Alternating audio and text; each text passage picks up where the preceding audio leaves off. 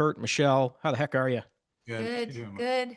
I'm doing good. I got all the Easter eggs going on here. I got you on my shirt here, Kurt. I got Almost Famous and the thing back there on the pillow. Oh, Michelle. I got a little Batman back there, right okay. here. I'm a wear your jersey to game day kind of guy. So not afraid to be a fan. Really an honor to speak with both of you today. Especially about this. The Madison is just downright heart-wrenching and soul-enriching at once. It's kind of like a mix of both of those. So congratulations. You can feel free to speak openly at least about the first few episodes and stuff like that. So people are gonna know, Kurt, you're no longer with us, at least in the Okay. show. But as someone who lost his father suddenly, I can really attest to the kind of earth-shattering aftermath that kind of event has on you. And I found this series really almost cathartic to kind of watch. It's like it's like I ripping you open. I just realized that I lost my sister last. One of my sisters, my youngest sister. I have three great sisters, and the second one born after me. We were all of us very close, and I just realized last night I was talking to her husband, and I was saying, "Oh, by the way, check this out." And as I was doing it, I said to him, "I think this is going to hit a little close to home." And anybody who's been in this situation, it is going to hit close to home. Yeah, it really rips you open. Michelle, I know Taylor sat you down basically over tequila and told you the Yeah. story. Yeah, he got me drunk. As you do. Kurt, Uh, how did he pitch it to you? And for both of you, what was the moment, the precise moment where you're like, I have to do this? well, he got me drunk, and then he sort of in very broad strokes laid out what this story was, and who this family was, who Stacy was. And he wanted to cast the person and write around whoever it was that he cast. So he says that I committed that night, but I did not. Because I was told that he gets a little tricky there. So I called Helen Mirren, and Mm. I don't know her, but she was gracious enough to speak to me, and she just spoke so highly of him, so highly of I'd never ever committed to anything that I hadn't read, but I was looking for something to do on television. And she just said the scripts are perfect and the productions are perfect, and she was having a blast. And so I just, sight unseen, threw caution to the wind, and committed. It's hard to do. And I didn't see a script for a long time. I think it was a couple months before we started shooting. Yeah, when he actually sits down to write them, it It comes just out went, quick. yeah, Yeah. yeah, it comes out quick. Kurt, was it pretty similar for you? Did you get drunk with Taylor? Yeah, no, I was gonna say, did he and Helen get drunk with gin or something? Some English drink. No, I'm really impressed that Michelle was able to do that. Um, I've had that situation a couple of times. I was incapable of making the call, Mm. and so kudos there. No, I had the knowledge that Michelle was playing Stacy. I had four scripts to read by the time we'd talked about some other things Okay. through the woodwork of agents and stuff, never direct conversations.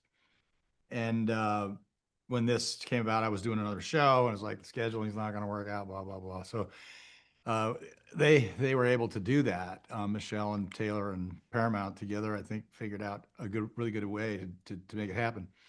But I just read the scripts, and I was just knocked out. I just thought it was so good, and it was easy to read because I could see Michelle. I mean, it was just I was watching Michelle in this. I did think that I could bring the right things for her and bring the right things for the show. And I've never played anybody this close to me personally at all. So this was for me just a total dream fun deal. I mean, you get to spend so much of this shoot outdoors in these incredible landscapes. Yeah, fishing too. Even you, Michelle. Yeah, it's gonna be a long day today. Michelle, you describe yourself as a city mouse, and Kurt, obviously, you seem very at home in that environment. Did the dynamic between you actually mirror those characters? Well, he's not a country mouse. He's a New York Well, finance yeah, guy, he's a New York but guy. his Yeah, heart is there. exactly.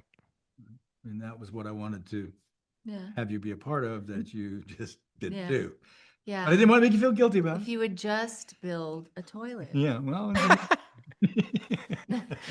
Step one for season 2.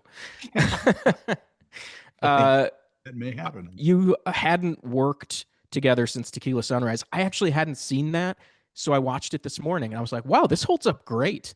Like there's so much depth to Tequila Sunrise when you compare it to a lot of the crime movies of the day.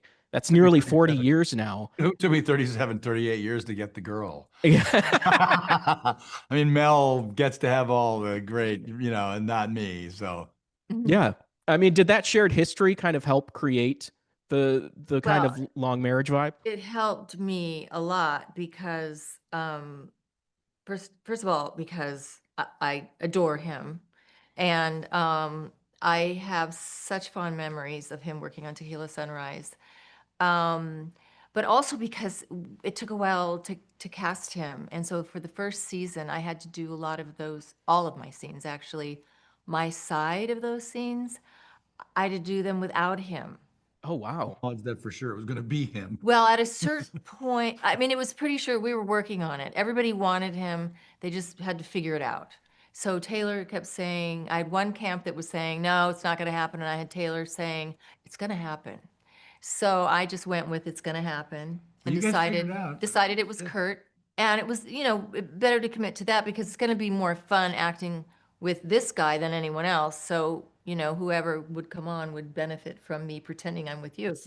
So, anyway, No so pressure. it really, really helped because, he has a very vibrant personality and, yeah, and it's impactful and it's wonderful.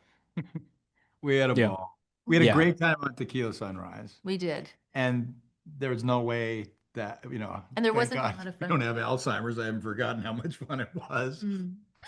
You were so perfect in this. I mean, you've done a lot of different things, but to read something with the knowledge of someone who's going to be playing that, it was, even though we were apart doing certain aspects of the first season, as we were just saying a minute ago, I don't think it would have made a whole lot of difference. I don't think so. Honestly, I Yeah. don't think I would have done anything differently because I could hear him Yeah. say his words. I mean, he's right. You're dynamite in this, and uh, the emotional range the story likes to give you here, but also like you're able to play someone who's like this walking raw nerve. Like, how freeing is it? Is there a particular satisfaction from the absolute shit talking you get to do, particularly with someone like Will Arnett, who just gets annihilated by you? Um, yes, and some of them um felt, because Stacy's sort of, I mean, on the one hand, she's kind of very ladylike. Yes. On the other hand, she can talk She's like a ditty truck tough. driver if she She's wants. ditty She's tough. city tough. Yeah. And it was liberating and it was like being walking around like a raw nerve for 3 months. Yeah. But I mean, so I had to sort of kind of go there and stay there. Better that than go there, come out, go there, come out. That would have not been good. Is Will in the first season? I've only Will seen the first is 4 seasons. in Yes. the He comes- first season. Yes. We get them mixed up because we did That's them really good. together. Right. You did them back to back. Yeah. Stay tuned and Exactly. It does kind of have an ellipsis there where I was like, there better be a freaking season 2, and then I was like, okay, they shot it at the same time. It's good. Kurt, I'm obviously I'm a huge Thing fan. I heard you recently sat down for this like 5-hour documentary they're doing on The Thing, Oh. which is aged so well. It's one of my favorite movies. When you went back and kind of dissected it again, did it bring up anything that you hadn't really thought about over the years when it comes to that movie? that movie has its own life. The last line in that movie has given it that life. No, I mean, I heard things, but when we did that movie, we pretty much discussed every possibility. Every bit. And so there was nothing new, but yeah, those guys are doing a deep dive on it. People who find that one compelling, it kind of continues to grow in its bridge over the River Kwai of it all. Yeah. And then Michelle, I mean, when Batman Returns came out, your Catwoman immediately was one of the most iconic comic book performances ever. And did you have any sense at the time that that character is going to have such cultural staying power? No, because Catwoman already had such Yeah, culture, true. which is why I was obsessed with playing her. And I mean, it's well known that Annette Bening was originally cast as Catwoman, and then, lucky for me, she got pregnant. And and because I remember when she was cast, I was really mad. I was really upset that I said, Why didn't I know? And So you, he's so well, you gave Warren Beatty a call? no, yeah, Warren. Get on it, dude. I need. So I was just a dream come Yeah. true, really, to play that part. That's one of those things where, yes, Catwoman was in the lexicon of comic books, but Not like that. Michelle's Catwoman is good luck, guys. Yeah. You're not gonna top that. It was perfect. Yeah. Speaking of Batman casting, I heard at one point, Kurt, I heard at one point that you were considered for Batman back in like the Yeah, Keaton actually, days. that's really fun. He doesn't do capes. One of the few things that I didn't, I'm not some, I don't, I was like, I've cast a lot of guys in a lot of movies when I said, I think I'm not the right person for this. You got a better choice there.